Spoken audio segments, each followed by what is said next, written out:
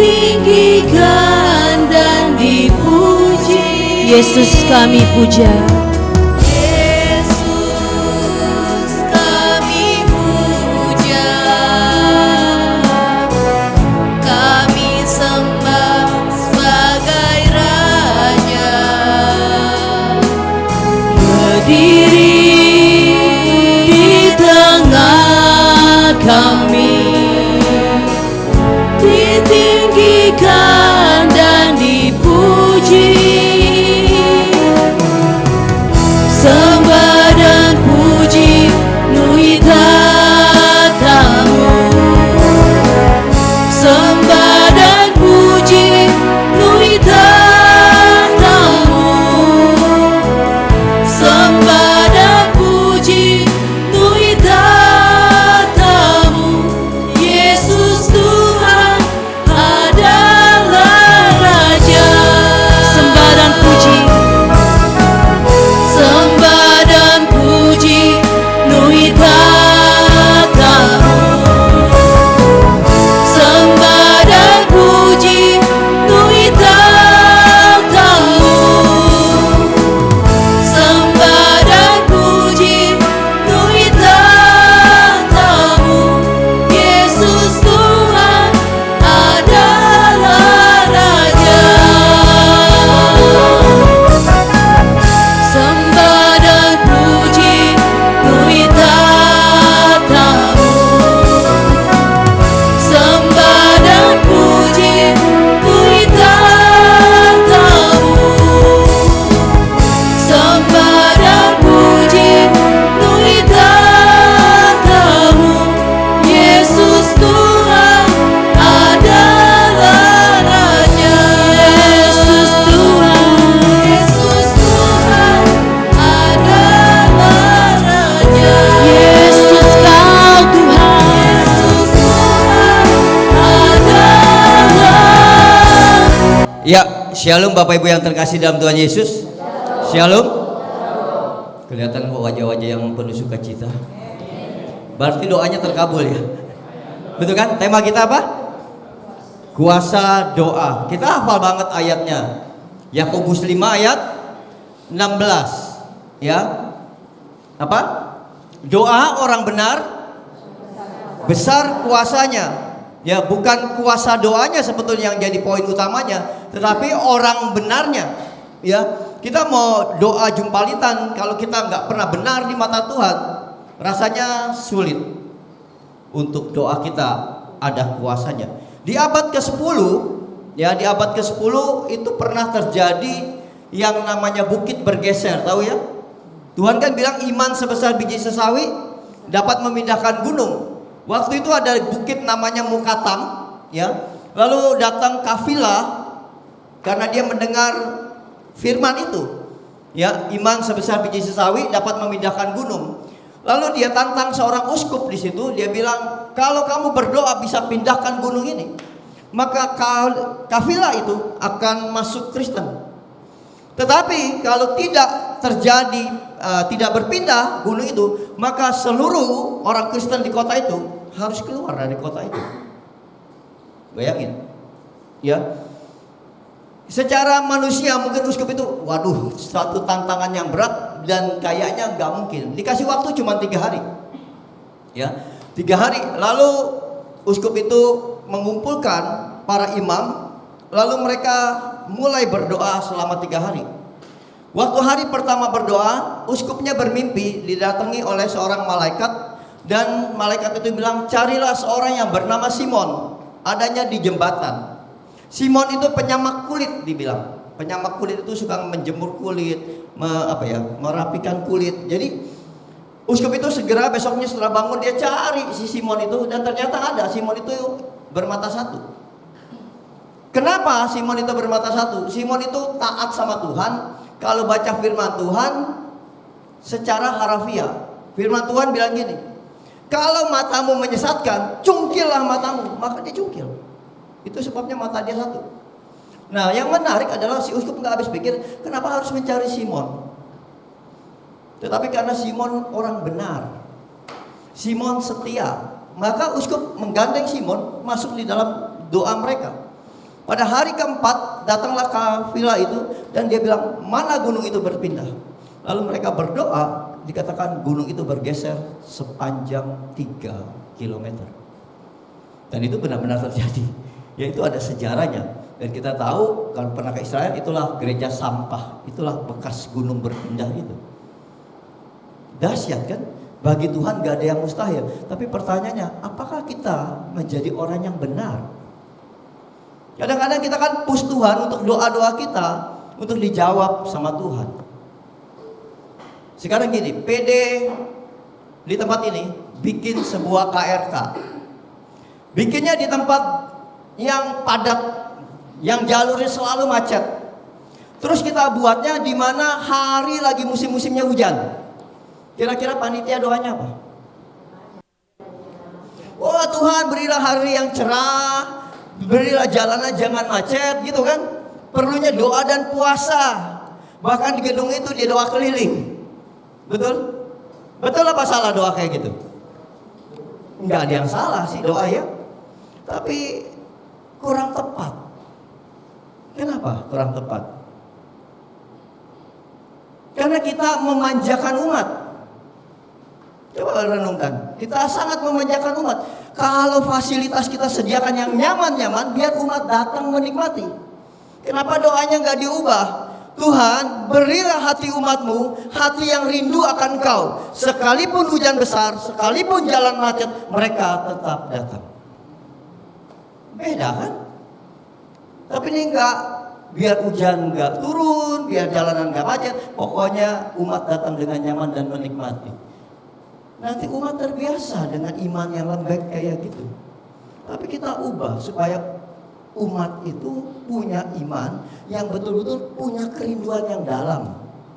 Makanya orang-orang yang rindu dengan Tuhan itu pasti menjadi orang yang benar, bukan orang yang baik. Karena orang baik belum tentu benar. Orang benar pasti baik.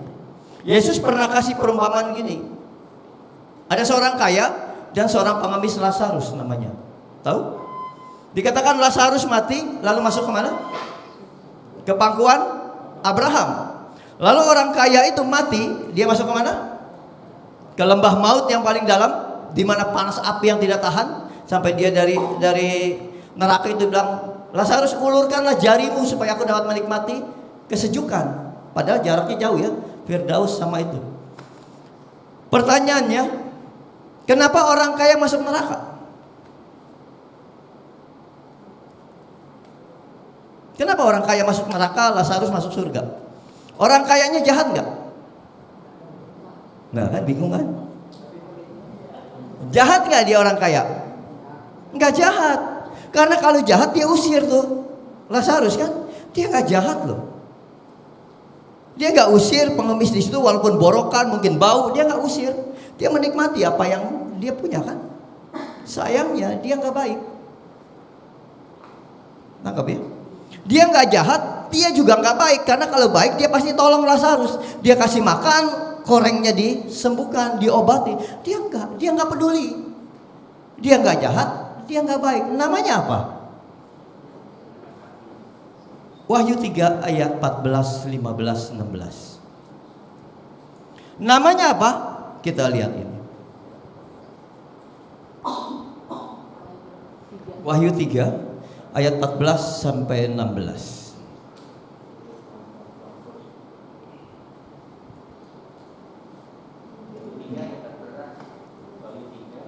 Enggak keluar. Ada yang bawa kitab suci? Gadget suci juga boleh? Oke.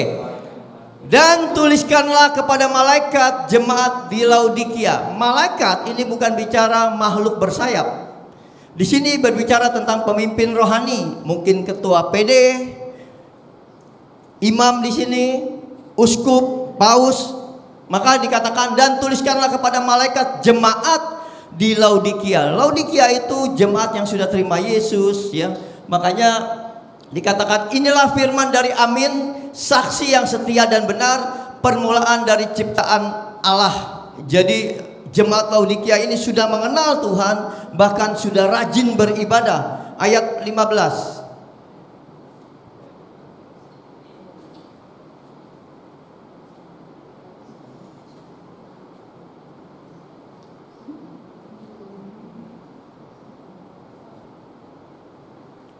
Ada yang ketemu? 15.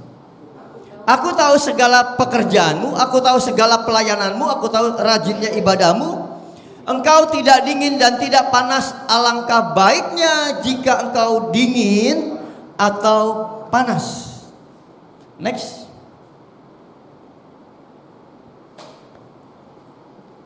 Aku di sini Tuhan ya.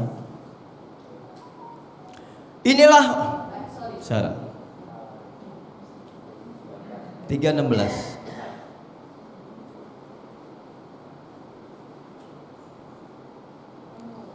Baiknya engkau panas atau dingin. Apa? Apa? Jadi karena engkau suam-suam kuku dan tidak dingin atau panas, aku akan. Tuhan gak main-main. Sekalipun kamu rajin ibadah, sekalipun kamu rajin pelayanan, sekalipun kamu pemimpin rohani, tetapi kalau engkau suam-suam kuku, tidak dingin atau panas, aku akan memuntahkan engkau. Apa suam-suam kuku? Gak dingin, gak panas. Apa suam-suam kuku? Sampai kau Tuhan muntahkan kita. Ya kan? Suam-suam kuku di sini berbicara tentang kota Laodikia itu diapit oleh dua mata air. Satu di sebelah utara itu mata air panas. Orang meminum air itu sakit apapun sembuh. Yang satunya di sebelah selatan itu air dingin. Orang meminum itu akan menyegarkan jiwa dia. Nah, persoalannya adalah dari utara sampai ke pusat kota Laodikia, air itu mengalir cukup jauh, berkilo-kilometer. Maka ketika air itu tiba di kota Laodikia, nggak mungkin dia masih mendidih kan? Pasti anget sepanjang perjalanan kan? Dia anget dan tidak dingin juga karena masih jauh ke selatan. Nah, orang yang meminum air itu nggak ada faedahnya. Nyembuhin enggak, nyegerin enggak. Itu suam-suam kuku. Sama nggak sama orang kaya tadi? Baik enggak, jahat enggak. Nggak ada gunanya, orang itu hanya mementingkan diri sendiri.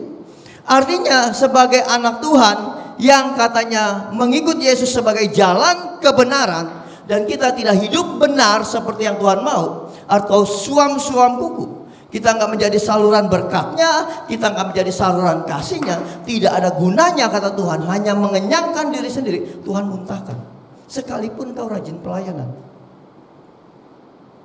Jadi jangan merasa, aku udah khotbah kemana-mana, WL kemana-mana, udah pede banget. Tuhan muntahkan. Kalau semua pelayanan itu hanya menyenangkan diri, jadi kebanggaan diri, fokusnya kepada diri, bukan kepada banyak orang. Tuhan muntahkan. Nah, kalau udah kayak gini, apalagi kita berdoa, hidup kita aja nggak benar, terus kita push Tuhan untuk menjawab doa. Tuhan pasti jawab setiap doa, tapi dengan caranya dan dengan keinginan Tuhan, bukan keinginan kita. Seringkali jawaban doa kita memang tidak sesuai dengan apa yang kita harapkan, tetapi Tuhan beri yang terbaik. Artinya Tuhan itu menjawab doa lebih kepada rohani kita daripada ke fisik kita. Daripada ke jasmani kita, Tuhan lebih mementingkan rohani kita yang bertumbuh. Karena rohani kita, jiwa kita itu harus masuk dalam kekekalannya Tuhan. Kalau tubuh jasmani ini mau kayak apapun, mati paling kremasi, dilarung, selesai. Tapi jiwa itu yang Tuhan inginkan. Ya, tubuh, jiwa dan roh. Roh Tuhan ya kembali ke Tuhan, ke pemiliknya. Tapi jiwa ini yang kita hidup, kehendak, keinginan ada di dalam jiwa kita. Nah, itu yang Tuhan lebih mementingkan itu. Karena gini, ada seorang oma datang selalu rajin di dalam persekutuan doa saya. Gak pernah absen, dia selalu haus dan lapar ingin belajar firman. Kalau tanya, kok oma rajin sih? Ya, pengen belajar firman, dia bilang gitu ya. Padahal dia punya banyak penyakit, pernah kanker payudara segala macam, tapi dia gak pernah cerita. Dan dia bilang dia juga gak pernah minta kesembuhan. Gak pernah dia doa minta kesembuhan. Enggak, dia cuma mau dengar firman, dia bilang. Mau belajar. Nah, rupanya 2 minggu lalu ketika dia datang, waktu selesai doa, tiba-tiba Tuhan kasih gambar tulang belakang, lalu L ketiganya agak miring. Saya bilang ini tulangnya siapa gitu kan. Terus saya sebut di sini ada seorang ibu yang tulang belakangnya di L ketiganya agak masalah. Tiba-tiba oma itu angkat tangan dan dia bilang itu udah puluhan tahun. Makanya dia datang pakai apa? Korset ya. Karena tulangnya begini. Jadi nongol. Jadi kalau dia duduk pasti bunyi kletek dan itu sakit. Duduk dia bangun bunyi deh kletek. Itu sakitnya minta ampun dia bilang. Rasanya mau nangis. Nah, cuman dia nggak pernah cerita. Hasil ronsennya ada dia bilang di rumah. Lalu setelah kita doakan, nah dia orangnya kan nggak langsung, aku sembuh enggak. Dia diam aja. Pulang dia meneliti sendiri. Sembuh nggak ya dia bangun. Enggak bunyi ini dia bilang. Di rumah nih ya. Terus dari hari, nah begitu seminggu baru dia kabarin, aku kayaknya disembuhin deh, masih pakai kayaknya lagi. Aku kayaknya disembuhin deh, udah nggak bunyi lagi dia bilang, udah nggak kelihatan dan nggak pernah sakit. Dan memang sampai hari ini sembuh. Persoalannya suaminya ngiri. Iya, suaminya kan bilang gini, kan namanya Nani ya. Nih lu mah enak, doa selalu jawab Tuhan. Karena dia udah sering kali menerima mujizat. Ya, aku doa sekali-kali pun nggak pernah disembuhkan. Sakit atau sampai sekarang Parkinson pun Tuhan masih diam aja sama dia. Pasti jadi pertanyaan enggak? Kok beda sih? Kenapa Tuhan pilih kasih ke saya enggak? Nah persoalannya tadi, apakah suaminya punya kerinduan seperti istrinya? Enggak. Dia datang ke persekutuan doa karena nemenin istri. Enggak ada dia kerinduan. Betul enggak? Kadang-kadang kita berdoa sama Tuhan, kita hanya memikirkan tentang kebutuhan kita. Kita nggak pernah mikirin hatinya Tuhan. Tuhan ingin apa? Kita nggak pernah mikirin itu. Kita hanya memikirkan apa yang aku kehendaki. Itu yang harus Tuhan perbuat. Miris kan? Sementara kita nggak pernah cari tahu Tuhan menginginkan apa. Makanya kita jadi suam-suam kuku kan? Karena kita egois. Kita hanya mementingkan tentang diri kita. Kita nggak pentingin yang lain. Aku datang, aku komuni, aku berdoa, harusnya Tuhan jawab dong. Kalau Tuhan gak jawab, kita mulai meragukan. Ini yang gak ada kuasanya doanya apa Tuhannya memang gak ada. Ya kan? Jadi tergantung siapa? Kita. Jadilah orang benar. Yakobus jelas bilang kan, doa orang benar, orangnya dulu benar, baru kuasa Tuhan bekerja. Benar di sini bukan menjadi orang baik, menjadi kudus, bukan. Tetapi belajar berjalan pada kebenaran firman. Bayangin kalau kita nggak pernah dengar firman, apa yang mau kita jalankan? Bayangin kalau kita nggak pernah mau cari tahu tentang firman Tuhan, apa yang mau kita lakukan sampai Tuhan tahu kita ada dalam kebenaran? Kadang-kadang hidup kita aja takut kok pada kebenaran. Kita tahu orang itu salah, kita nggak berani bilang. Apalagi di jalan raya. Ya kan, kita tahu motor yang salah, tapi semua menuduh mobil yang salah. Betul kan? Kebenaran tidak berani ditampilkan karena jumlah massa yang banyak. Ya Tuhan menghendaki kita untuk menampilkan kebenaran karena Yesus adalah jalan kebenaran, gak ada yang lain. Karena orang benar pasti berkelakuan baik kok. Dia ke gereja karena dia mencintai Tuhan. Bukan dia ke gereja karena dia Katolik. Bapak Ibu tahu kan altar kita? Ya. Gereja Katolik itu berpusat pada altar. Makanya altarnya panjang di belakang, menjadi tempat sakramen kan? Betul? Firmannya di mana? Ini ada di sebelah kiri. Betul gak? Sana lektor. Kenapa firmannya nggak di tengah? Beda dengan gereja Kristen. Satu doang di tengah. Firman. Gereja Katolik enggak kan? Altar di tengah. Sakramen.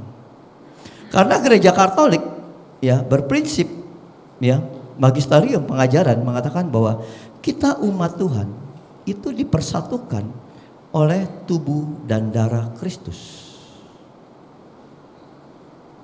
Paham ya? Maka firman ya bukan yang utama. Ya kan? Tapi kita dikenyangkan oleh firman supaya kita juga memahami ini. Jadi nggak bisa lepas. Aku cuman mau ini aja, tiap minggu komuni aja. Tapi makanya di sini nggak pernah dengar. Apalagi kalau romonya udah mulai lama, terus kita makin nggak ngerti ini romo ngomong apa sih. Betul nggak? Terus mulai nggak betah. Padahal ini supaya kita memahami ini lebih dalam.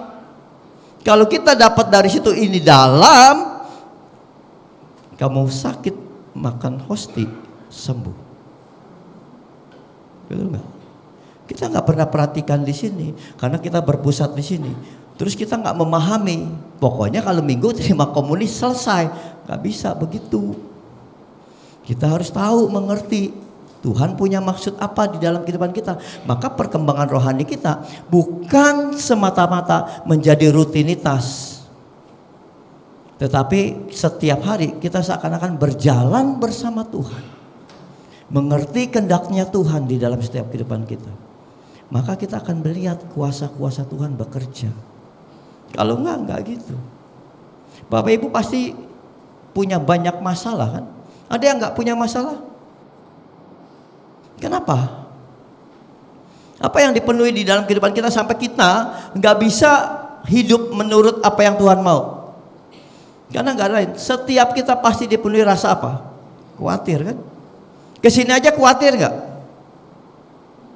Tetap aja ada bawa khawatir, ada bawa ketakutan, kecemasan, mungkin ada pekerjaan yang belum selesai, mungkin ada rencana-rencana yang masih takut nggak terselesaikan. Coba bantu buka Matius 6 ayat 25.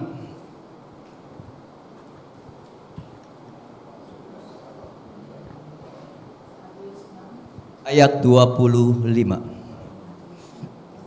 Kita nggak mungkin bisa berjalan pada kebenaran firman Tuhan kalau seluruh kehidupan kita dipenuhi rasa khawatir.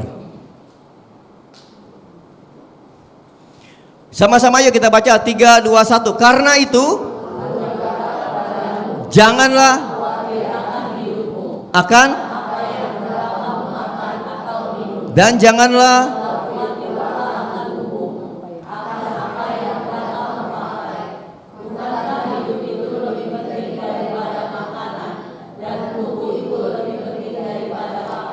dengan membaca ayat firman ini, bisa nggak kita nggak khawatir? Ini Yesus yang ngomong. Bisa nggak? Jujur, nggak bisa. Betul nggak? Iya kan? Kita baca sampai berkali-kali pun nggak bisa. Tetap aja khawatir. Pernah juga ada yang bilang, namanya juga manusia pasti punya rasa itu. Tapi Tuhan janji, jangan khawatir. Akan makananmu aja nggak perlu khawatir, Tuhan pasti pelihara. Orang burung di udara dipelihara, betul? Tapi coba perhatikan kata pertamanya apa sih dari ayat ini? Karena itu kan, berarti ayat ini nggak berdiri sendiri. Perikop ini betul judulnya hal kekhawatiran. Tetapi ketika kita baca karena itu, karena apa? Naik satu ayat ke atasnya. 6:24 berarti. Tak seorang pun dapat mengabdi kepada dua tuan, karena jika demikian ia membenci yang seorang dan mengasihi yang lain, atau ia akan setia kepada yang seorang dan tidak mengindahkan yang lain. Kamu tidak dapat mengabdi kepada Allah dan kepada Mamon. Mamon di sini kita nggak bicarakan soal harta benda uang. Mamon di sini bicara soal prioritas utama hidupmu. Bayangin, Tuhan bilang, karena itu, karena kamu punya dua tuan, hidupmu nggak pernah nggak khawatir. Harusnya Tuhannya siapa? Satu, Tuhan saja. Kamu nggak akan pernah khawatir. Tetapi kalau kamu masih punya dua tuan, mau sampai kapanpun kamu pasti khawatir. Contoh, waktu murid-murid Yesus diutus, dipanggil 12 murid Yesus, lalu diutus untuk masuk ke kota-kota, ke desa-desa untuk mengabarkan berita sukacita. Kalau nggak salah Lukas 9.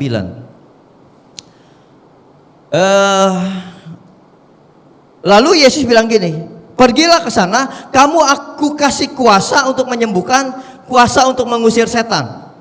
Pergilah ke sana, tapi betul nggak ya? Ya, maka Yesus memanggil ke-12 muridnya lalu memberikan tenaga dan kuasa kepada mereka untuk menguasai setan-setan dan menyembuhkan penyakit-penyakit. Berikut ayat 2.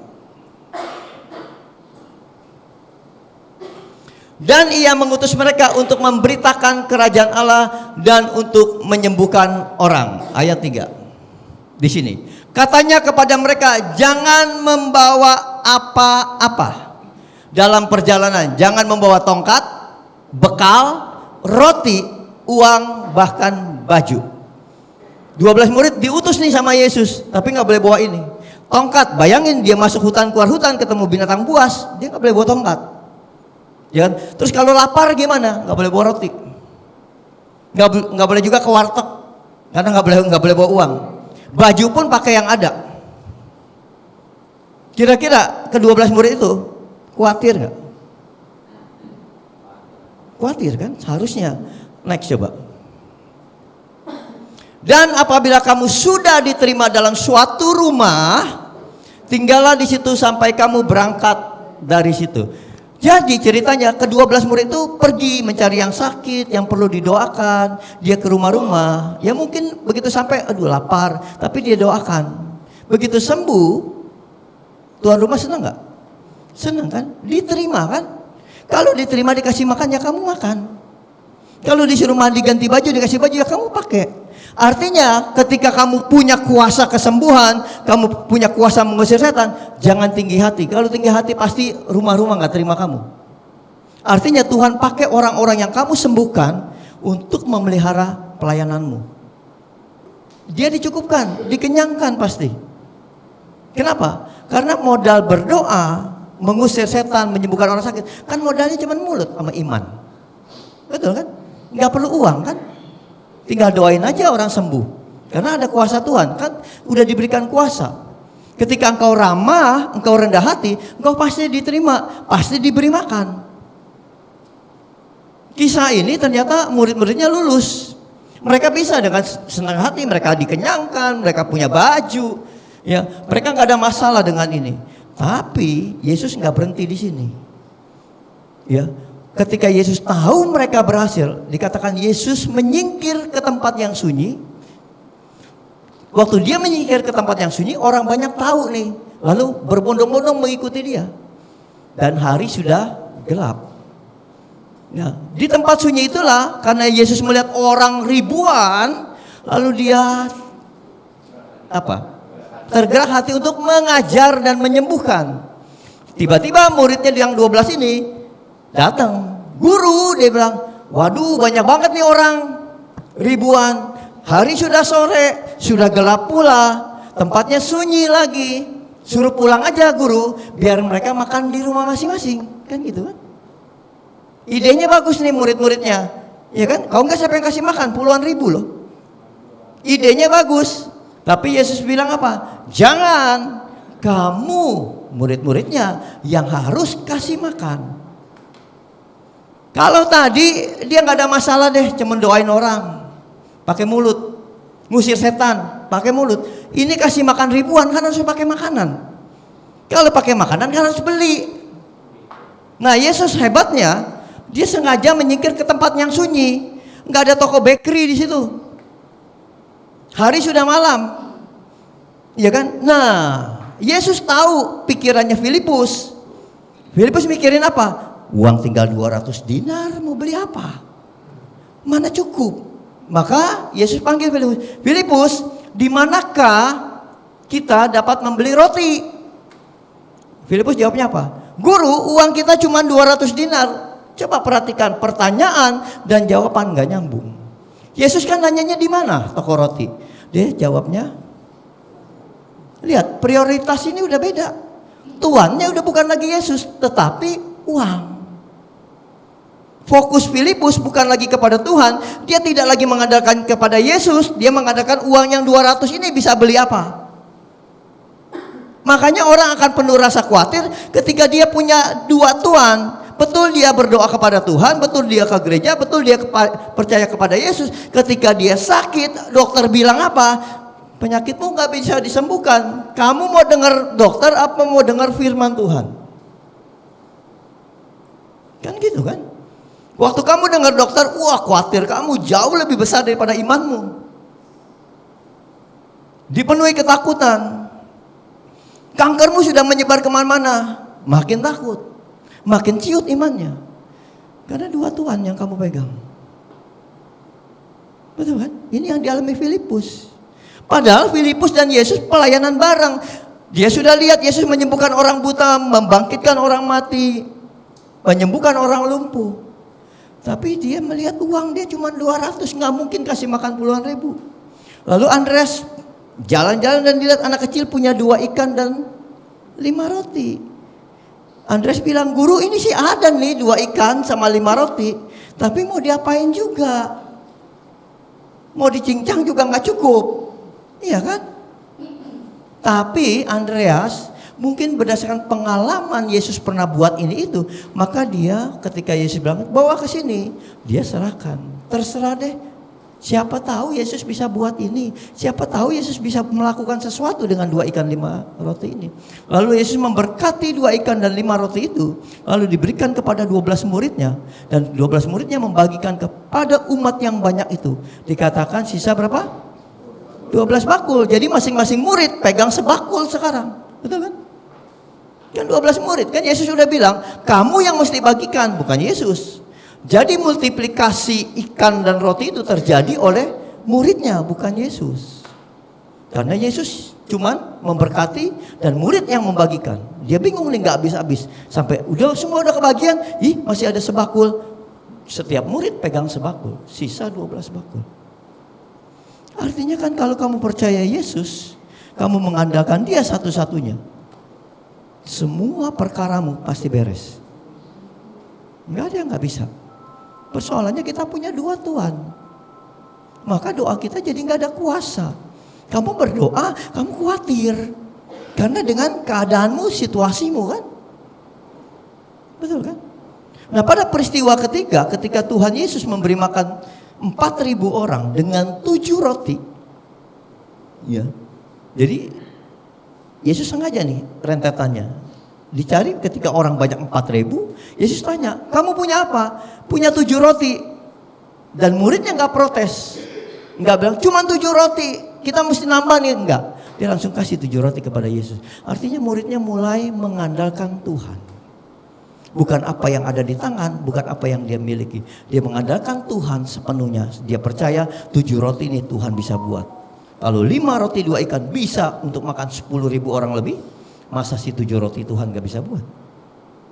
Maka ketika itu diberikan, Tuhan kasih makan 4.000 orang, masih sisa pula 7 bakul. Jadi tergantung kita, kuasa doa kita, siapa yang kita andalkan? Tuhan atau perkara yang sedang kita hadapi? Atau perkara yang sedang kita hadapi membuat kita dipenuhi oleh khawatir, karena kita nggak terlalu yakin dengan realita yang terjadi. Karena iman seringkali hancur, gugur oleh karena realita kehidupan yang kita hadapi. Dan hitung-hitungan kita kayaknya nggak mungkin. Orang dokter sudah bilang kok, sudah dibawa ke luar negeri, Singapura, Penang sekalipun, cancer ini nggak bisa disembuhkan. Dokter udah angkat tangan. Apalagi kalau dokter udah angkat tangan, terus mau ngapain kita? Mau ngandalin siapa? Dokter aja angkat tangan. Kalau bukan ngandalin Tuhan. Betul gak? Kenapa kita gak ambil Dia? Persoalannya kita sering pengen setiap doa kita gunungnya berpindah. Betul kan? Padahal walaupun gunung itu tak berpindah, tetap percaya. Bohong. Betul gak? Gunung gak berpindah tetap percaya gak? Kan itu. Nyanyi mah enak ya. Walaupun gunung itu tak berpindah, tetap percaya Kau yang punya kuasa. Sekalipun ku dalam lembah kelam, tak mengapa asal Kau di sampingku. Yakin gak Dia ada di samping? Iya kan? Yakin gak Dia berjalan bersama kita?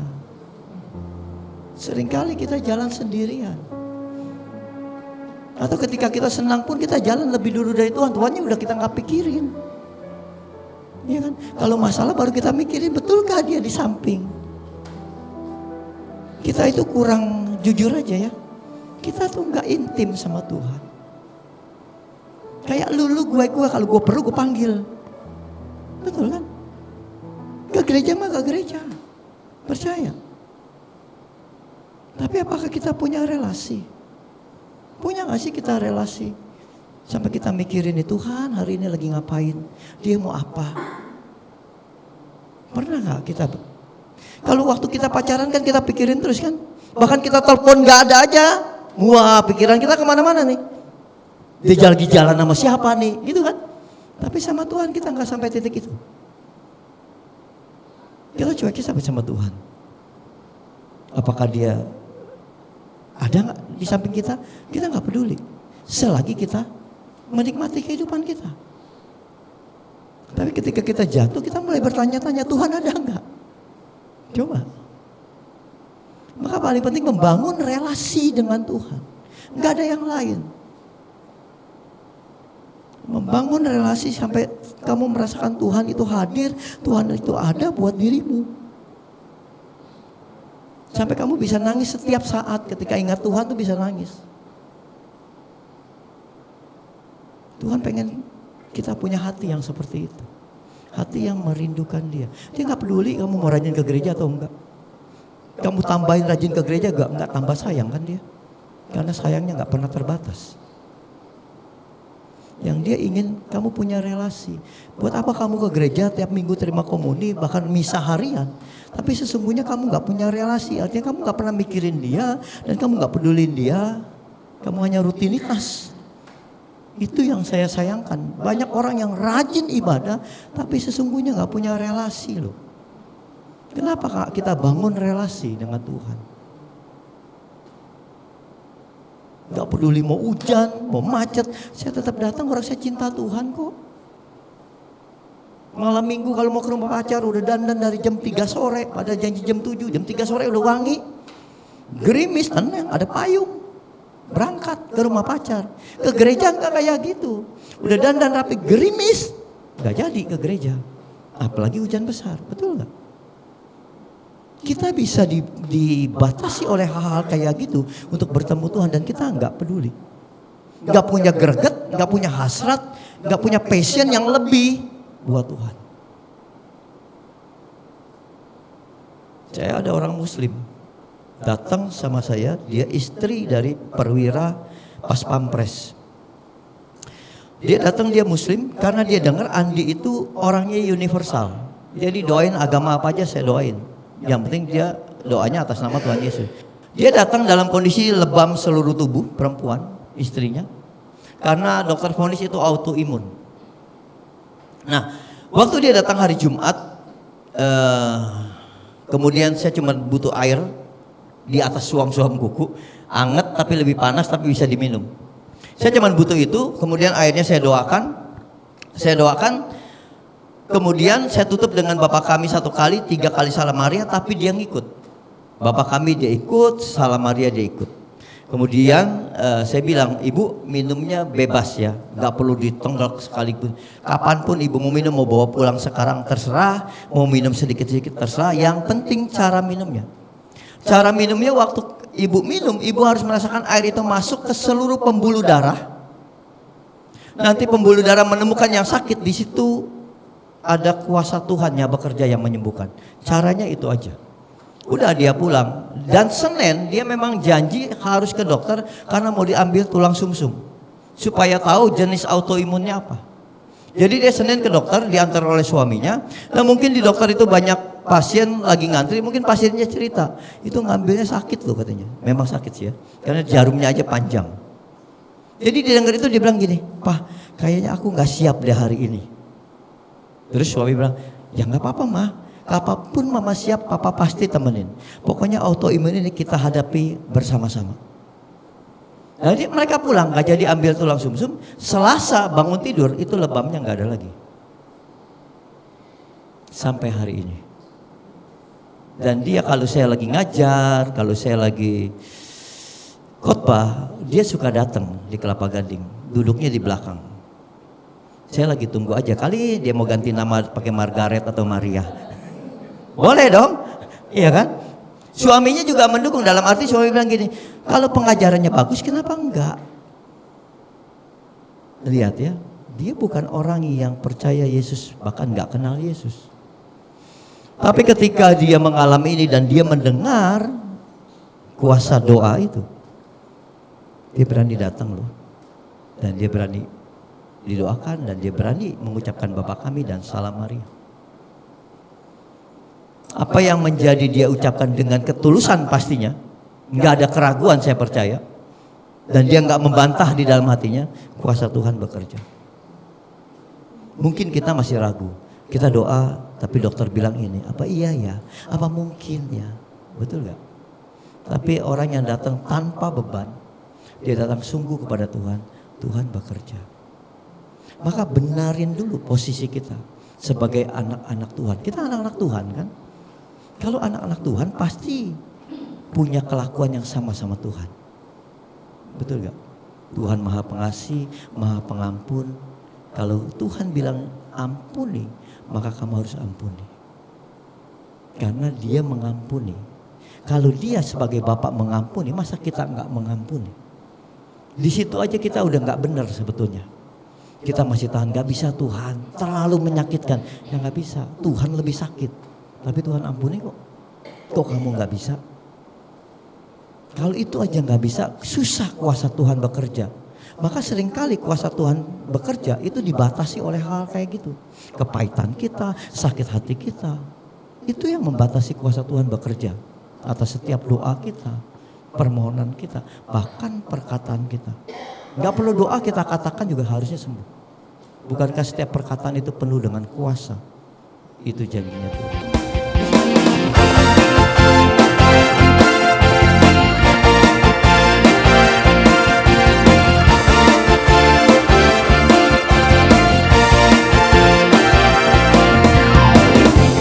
Beri kuasa dari Raja Mulia, menaklukkan musuh di bawah kakiku.